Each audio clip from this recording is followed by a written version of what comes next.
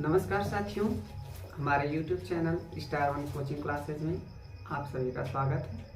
आज की क्लास में हम लोग पढ़ेंगे फास्फोरस के यौगिक और फास्फोरस के यौगिक में सबसे पहला यौगिक हम लोग पढ़ेंगे फास्फीन गैस। फास्फीन गैस, इसका जो अणुसूत्र होता है वो होता है PH3। अणुसूत्र होता है PH3 और फास्फीन गैस की खोज 1783 ईस्वी में जेन गैम्बर ने की थी। किसने की थी? जेन गैम्बर ने की थी। तो जो फास्फीन गैस है वह प्राकृतिक में जैसे दलदलीय स्थान जो होते हैं वहाँ पर जो पेड़ पौधे सड़े गले होते हैं और जितने भी कार्बनिक यौगिक होते हैं वे सड़ करके फास्फीन गैस का निर्माण करते हैं और ये जो फास्फीन गैस होती है वह बुलबुलों के रूप में निकलती है। ये था प्राकृतिक में पाए जाने के लिए। और जब फास्फीन गैस का प्रयोगशाला में हम निर्माण कैसे करेंगे? फास्फीन गैस का प्रयोगशाला में निर्माण करने के लिए सबसे पहले हम एक गोल पेदी का फ्लास्क लेंगे और गोल पेदी के फ्लास्क में सफेद फास्फोरस लेंगे। क्योंकि फास्फोरस का यौगिक हमें बनाना है तो फास्फोरस के यौगिक के लिए हम सफेद फास्फोरस लेंगे। सांद्र NaOH अर्थात सोडियम हाइड्रोक्साइड लेंगे, सांद्र रहेगा।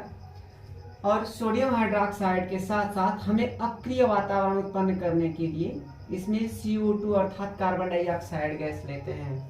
इसमें कार्बन डाइऑक्साइड गैस लेते हैं और इन सभी को गर्म करते हैं। जब धीरे धीरे धीरे धीरे गर्म करते हैं तो ये सफेद फास्फोरस और NaOH का जो जलीय विलयन है वह अभिक्रिया करके फास्फीन गैस का निर्माण करता है।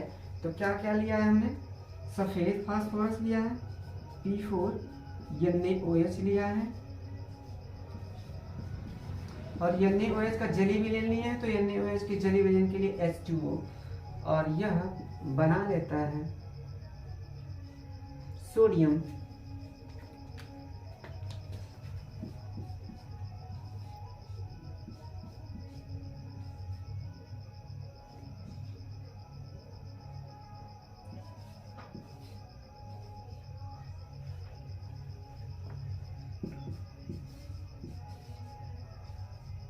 PH3। इसका नाम है सोडियम हाइपोफॉस्फाइट। सोडियम हाइपोफॉस्फाइट और फास्फीन गैस क्या क्या निर्मित होता है? सोडियम हाइपोफॉस्फाइट और फास्फीन गैस। तो देखिए, सफेद फास्फोरस लेंगे, कास्टिक सोडा का जलीय विलयन लेंगे या सोडियम हाइड्रोक्साइड का जलीय विलयन लेंगे और इसका अक्रिय वातावरण उत्पन्न करने के लिए, चूंकि फास्फीन गैस होती है वह बहुत तेज जलती है, तो अक्रिय वातावरण उत्पन्न करने के लिए हम कार्बन डाइऑक्साइड गैस लेंगे। जब इन सभी को धीरे धीरे धीरे धीरे गर्म करते हैं तो फास्फीन गैस जो होती है वह बुलबुलों के रूप में बाहर निकलती है। जब बुलबुले के रूप में बाहर निकलती है तो इसको जल के अधोमुखी विस्थापन द्वारा एकत्रित कर लिया जाता है। जल के अधोमुखी विस्थापन द्वारा एकत्रित किया जाता है तो यह जो फास्फीन गैस होती है उसमें दो अशुद्धियां होती हैं और उन अशुद्धियों का नाम है, अशुद्धि जो है उसमें जो होती है वो होती है P2H4 और H2O। P2H4 और H2, ये दो अशुद्धियां होती हैं और ये इन्हीं दोनों अशुद्धियों के कारण जो फास्फीन गैस होती है जैसे ही वायु के संपर्क में आती है वह जल जाती है और जलने के बाद एक धुएं का निर्माण करती है और धुआं जो होता है बिल्कुल रिंग की तरह कार्य करता है। कुछ लोग देखे हैं, कुछ लोग सिगरेट पी के मुंह से जब धुआं निकालते हैं तो बिल्कुल रिंग की तरह निकलता है, एकदम रिंग जब जैसे होता है रिंग ना, मतलब वैसे निकलता है धुआं। तो बिल्कुल वैसे ही जो फास्फीन गैस होती है एकदम वैसे ही निकलती है, देखने में मतलब अच्छा लगता है। तो ये है फास्फोरस डाइहाइड्रेट, फास्फोरस डाइहाइड्रेट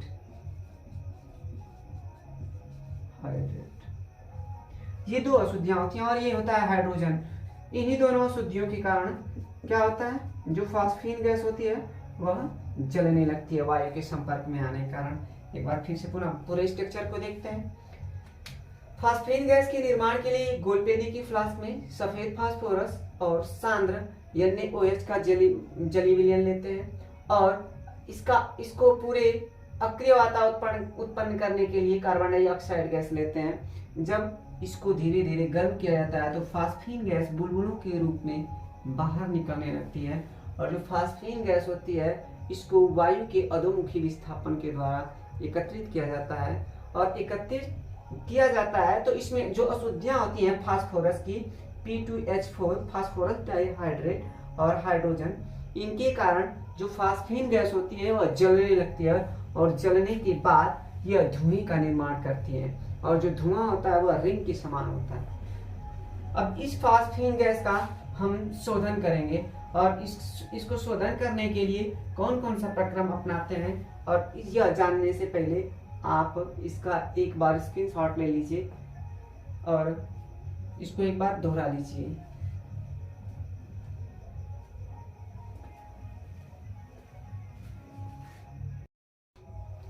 अब आगे चलते हैं, फास्फीन का शोधन करेंगे। जो प्रयोगशाला से प्राप्त फास्फीन है उस फास्फीन का शोधन करने के लिए सबसे पहले हम U आकार की नली लेते हैं। U आकार की जो नली होती है उस नली को पहले से ही ठंडा किया गया रहता है, एकदम बिल्कुल ठंडा रहता है। जब इसमें फास्फीन गैस को प्रवाहित करते हैं, मतलब ठंडी जो नली होती है, इस नली को अगर ठंडा करना होता है, ठंडा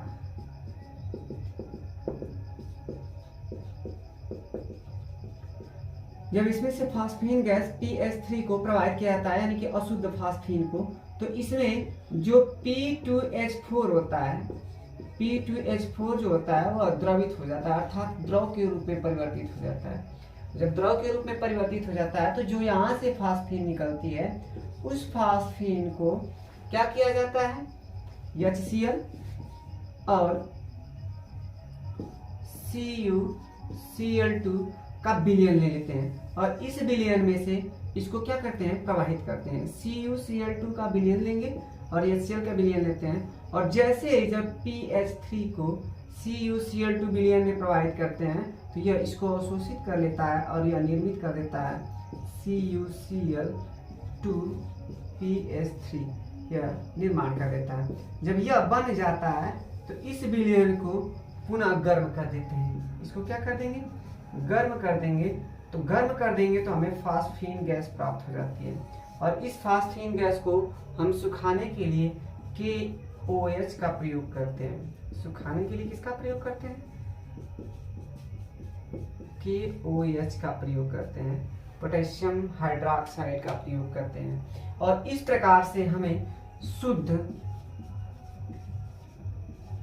PH3 प्राप्त होती है। अब यह जो PH3 है यह वायु की उपस्थिति में अपने आप नहीं जलती है। क्यों नहीं जलती है, क्योंकि इसमें से जितनी अशुद्धियां हैं वे निकल गई हैं और उन्हीं अशुद्धियों के कारण यह जो फास्फीन गैस थी वह जल रही थी। तो जब P2H4 और H2 गैस निकल जाएंगी इसके अंदर से तो PH3 जो है वह स्वयं नहीं जलेगी। तो यह इसका शोधन था और इस शोधन की प्रक्रिया के बाद जो हमें शुद्ध फास्फीन प्राप्त हो जाती है। और आगे चलते हैं हम लोग फास्फीन के भौतिक गुणधर्म की ओर और रासायनिक गुणधर्म की ओर चलेंगे। तब तक आप इसका स्क्रीनशॉट ले लीजिए।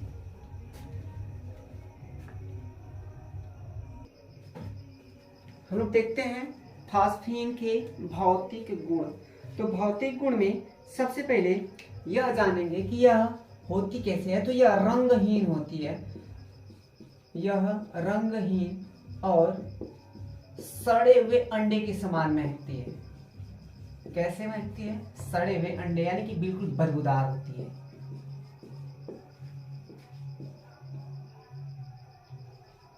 गंध आती है इसमें से,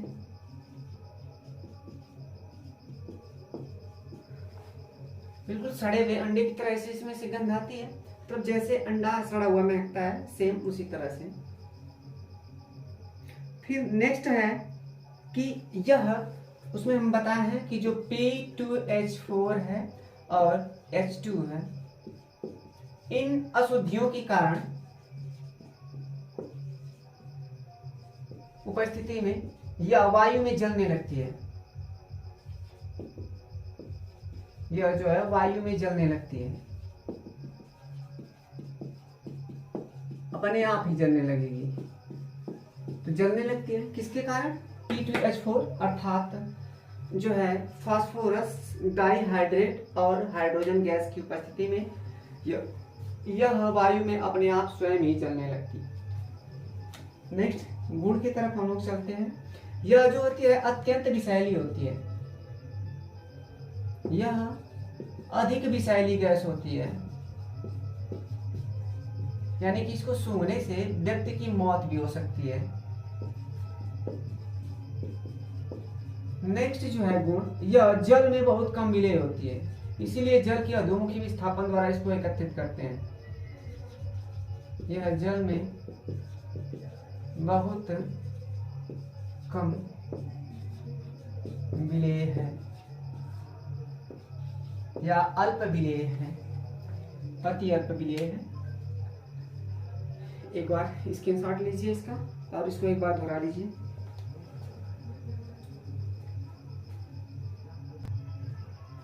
आगे चलते हैं हम लोग रासायनिक गुण की तरफ। रासायनिक गुण,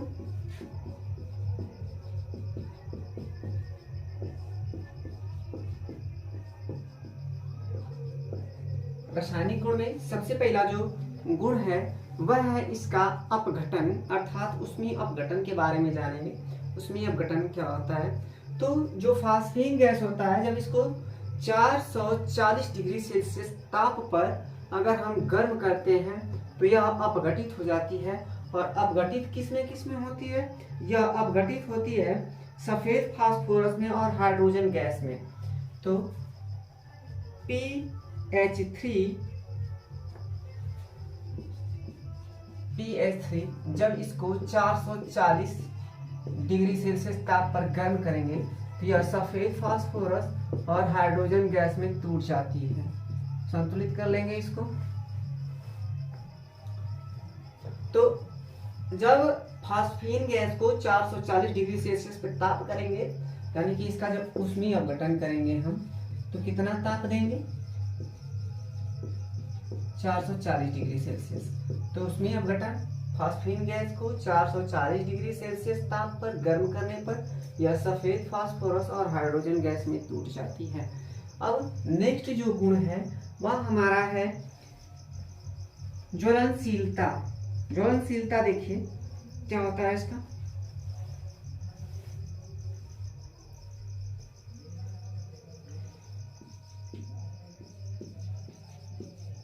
ज्वलनशीलता देखिए, जो फास्फीन गैस है वह साधारणतः अगर शुद्ध अवस्था में होती है तो मतलब वायु में जलती नहीं है।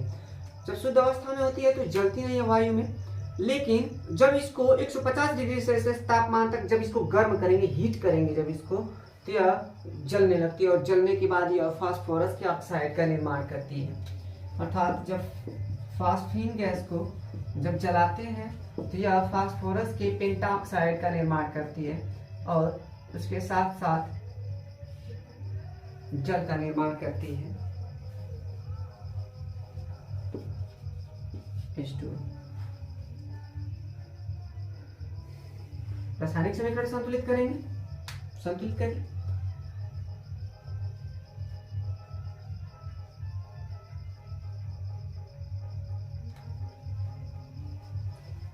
ऑक्सीजन की उपस्थिति में जलाएंगे इसको, क्योंकि और 150 डिग्री सेल्सियस तापमान पे, जब ऑक्सीजन की उपस्थिति में और 150 डिग्री सेल्सियस तापमान पर जब इसको जलाते हैं तो यह हो जाता है PH3 और O2 जो है वह जल करके फास्फोरस पेंटाऑक्साइड।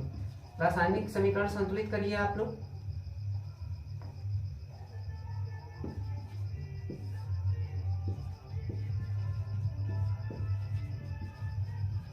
पेंटाऑक्साइड और ये जल है, इनमें यह टूट जाता है। रासायनिक समीकरण संतुलित करिए। रासायनिक समीकरण संतुलित करने के बाद संतुलित है, ठीक, संतुलित है। अब नेक्स्ट गुण की तरफ चलते हैं हम, वह है HCl से HCl नहीं, सॉरी,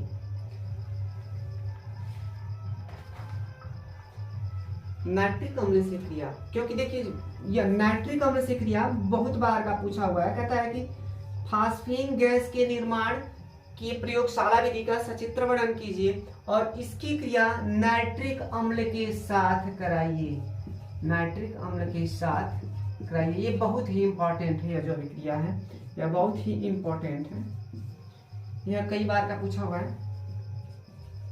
के साथ क्रिया,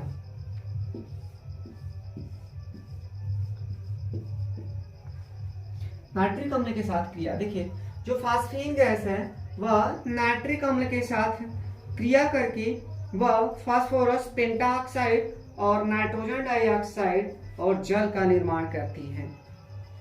जो फास्फीन गैस है वह नाइट्रिक अम्ल HNO3 से क्रिया करके फास्फोरस पेंटाऑक्साइड, नाइट्रोजन डाइऑक्साइड और जल का निर्माण करती है।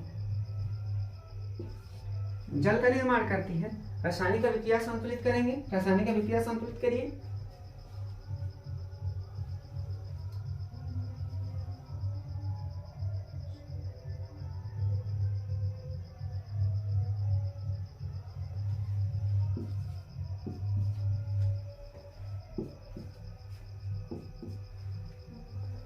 तो ये था नाइट्रिक अम्ल के साथ क्रिया। आज की क्लास में फास्फीन गैस के बारे में हम लोग जाने, और नेक्स्ट क्लास में हम नए वीडियो के साथ मिलेंगे और एक नए टॉपिक के और बहुत ही इम्पोर्टेंट टॉपिक के साथ मिलेंगे। और यह टॉपिक भी बोर्ड की एग्जाम में कई बार पूछा हुआ है। तब तक के लिए नमस्कार, धन्यवाद, जय हिंद, जय भारत।